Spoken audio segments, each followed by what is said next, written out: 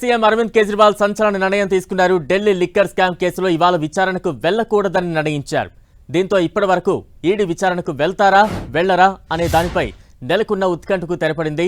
ఇప్పటికే అరవింద్ కేజ్రీవాల్ 2 సార్లు విచారణకు వెళ్లలేదు. అరవింద్ కేజ్రీవాల్ ఈడీ విచారణకు వెళ్లకూడదని నిర్ణయించారు. అరవింద్ కేజ్రీవాల్ కు నోటీసులు ఇవ్వడంపై చట్ట విరుద్ధమని పార్టీ వర్గాలు ఆరోపించాయి. మూడోసారి విచారణకు హాజరు కాకపోతే అరవింద్ కేజ్రీవాల్ ను ఎన్ఫోర్స్మెంట్ డైరెక్టరేట్ ఈడీ అరెస్టు చేసే అవకాశం ఉందంటున్నారు. దీనిపై స్పందించిన నేతలు, న్యాయవాదులు ఈ విషయంలో సరైన సమాచారం ఇస్తారన్నారు. అక్టోబర్లో ఈడీ అరవింద్ కేజ్రీవాల్ కు సమన్లు జారీ చేసింది. ఆ తర్వాత మళ్లీ నవంబర్ 2న 2 సార్లు సమన్లు పంపింది. ఈ 2 సార్లు ఆయన ఈడీ విచారణకు హాజరు కాలేదు. వివిధ రాష్ట్రాల అసెంబ్లీ ఎన్నికల ప్రచారంలో బిజీగా ఉన్నారన్న అరవింద్ కేజ్రీవాల్ ఈడీ విచారణకు హాజరయ్యేందుకు సమయం కావాలని కోరారు. అయితే నవంబర్ 2న ఢిల్లీ సీఎం తరపు న్యాయవాదులు ఈడీ సమన్లు చట్ట విరుద్ధమని ప్రకటించారు.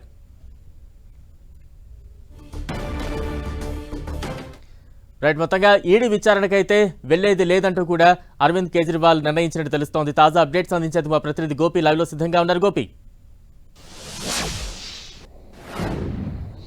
Yes Balaram, Delhi liquor scam కేసులో మనీ లాండరింగ్ కేసుకు సంబంధించి ఈడీ విచారణకు వరుసగా 3వసారి కూడా కేజ్రీవాల్ గైర్హాజరవుతున్నారు. ఈడీ ఇప్పటి వరకు కేజ్రీవాల్ కి 3 సార్లు సమన్లు జారీ చేయడం జరిగింది. అది ప్రధానంగా నవంబర్ 2న, అలాగే డిసెంబర్ 21న, అలాగే ఇప్పుడు జనవరి 3వ తేదీన.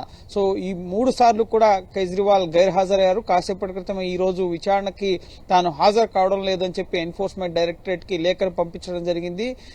విచారణకు సహకరించేందుకు నేను సిద్ధంగా ఉన్నానంటూనే మరోపక్క దీని వెనక రాజకీయ కారణాలున్నాయి, తనకిచ్చిన నోటీసులు చట్ట విరుద్ధం, పూర్తిగా తనని లోక్సభ ఎన్నికల ప్రచారం నుంచి దూరం చేసేందుకు చేస్తున్న ప్రయత్నంగా ఆ లేఖలో పేర్కొనడం జరిగింది. గతంలో 2 సార్లు మొదట 5 రాష్ట్రాల అసెంబ్లీ ఎన్నికలున్నాయి, మధ్యప్రదేశ్, రాజస్థాన్, ఛత్తీస్గఢ్, అలాగే తెలంగాణ, మిజోరాం, ఈ రాష్ట్రాల ఎన్నికలు ఉన్నప్పుడు ఆ ప్రచారంలో నేను బిజీగా ఉన్నాను. అప్పుడు కూడా మీ నోటీసులు చట్ట విరుద్ధం, వాటిని ఉపసంహరించుకోవాలని చెప్పి కేజ్రీవాల్ ఈడీని కోరారు. సో అలాగే ఈ డిసెంబర్ 21న హాజరు కావాల్సిన విచారణకు సంబంధించి విపాసన కార్యక్రమంలో భాగంగా పంజాబ్ లో 10 రోజుల పాటు ఆయన ఉండడం జరిగింది, మెడిటేషన్ కార్యక్రమానికి సంబంధించి. సో ఆ సందర్భంగా కూడా మీ నోటీసులు చట్ట విరుద్ధం, వాటిని మీరు ఉపసంహరించుకోవాలి, కేవలం రాజకీయ కారణాలతోనే నోటీసులు ఇస్తున్నారని చెప్పి పేర్కొన్నారు. ఇప్పుడు 3వసారి కూడా ఈడీని, ముఖ్యంగా ఈసారి విజ్ఞప్తిలో మాత్రం నేను విచారణకు సహకరించేందుకు సిద్ధంగా ఉన్నానంటూనే ఇది కూడా చట్ట విరుద్ధంగానే మీరు నోటీసులు ఇచ్చారు, ఎన్నికల ప్రచారం నుంచి దూరం చేసేందుకు మీరు ఈ కార్యక్రమం చేపడుతున్నారన్నారు. అలాగే ఆమ్ ఆద్మీ పార్టీ కూడా కేజ్రీవాల్ ని అరెస్ట్ చేసేందుకు కుట్ర జరుగుతోంది అని చెప్పి ఆరోపిస్తున్న పరిస్థితి ఉంది. సో ఈ రోజు కూడా వరుసగా కేజ్రీవాల్ ఈడీ విచారణకు హాజరు కాకపోవడంతో బీజేపీ దీనిపైన స్పందించడం జరిగింది. అరవింద్ కేజ్రీవాల్ దూరంగానే ఉంటూ వస్తూ ఉన్నారు. నెక్స్ట్ ఈడీ కార్యాచరణ ఏ రకంగా ఉండబోతోంది? ఎస్, ఎన్ఫోర్స్మెంట్ డైరెక్టరేట్ మళ్లీ నోటీసులు ఇచ్చే అవకాశం ఉంది.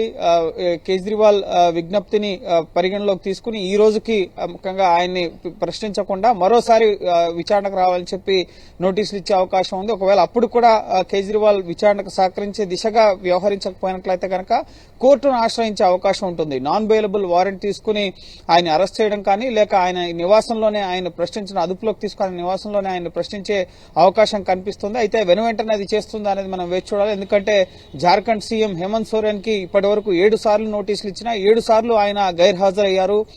రాజకీయ కారణాలతోనే మీరు ఈ విధంగా నోటీసులు ఇస్తున్నారు, ఈ నోటీసులను ఉపసంహరించుకోవాలని చెప్పి జార్ఖండ్ సీఎం కూడా వివిధ కుంభకోణాలకు సంబంధించి ఆయన కూడా మనీ లాండరింగ్ కేసులను ఎదుర్కొంటున్నారు. సో ఆయన 7 సార్లు ఇప్పటి వరకు గైర్హాజరయ్యారు. సో కేజ్రీవాల్ 3 సార్లు గైర్హాజరయ్యారు. సో ఎన్ఫోర్స్మెంట్ డైరెక్టరేట్ కూడా కోర్టు ద్వారా ఈ ఢిల్లీ లిక్కర్ స్కామ్ ప్రొసీడింగ్స్ ని ముందుకు తీసుకెళ్లే అవకాశం కనిపిస్తుంది. ఇటీవల సుప్రీంకోర్టు ఈ కేసుని త్వరగా ముగించాలి, త్వరగా విచారణ చేపట్టాలని చెప్పి ఎన్ఫోర్స్మెంట్ డైరెక్టరేట్ ని ఆదేశించడం జరిగింది. ప్రధానంగా ఈ కేసులో కేజ్రీవాల్ ఎదుర్కొంటున్న ఆరోపణ, ముఖ్యంగా సమీర్ మహేంద్రు ఇండో స్పిరిట్స్ కంపెనీకి సంబంధించిన ముఖ్యంగా వ్యక్తి ఇటు కేజ్రీవాల్ తో ఫేస్ టైమ్ లో మాట్లాడారు. ఆ సందర్భంగా కేజ్రీవాల్ విజయ్ నాయర్, ఎవరైతే ఆప్ మీడియా ఇన్ఛార్జ్ గా ఉండి వ్యవహారం మొత్తానికి కూడా కీలక నిందితుడిగా ఉన్నాడో విజయ్ నాయర్ నా మనిషి, మీరు అతన్ని నమ్మొచ్చు అని చెప్పి చెప్పడం, విజయ్ నాయర్ సౌత్ గ్రూప్ 100 కోట్ల ముడుపులు ఇవ్వడం. సో ఈ వ్యవహారం వ్యవహారం పైన ప్రస్తుతం ఎన్ఫోర్స్మెంట్ డైరెక్టరేట్ దర్యాప్తు జరుపుతోంది.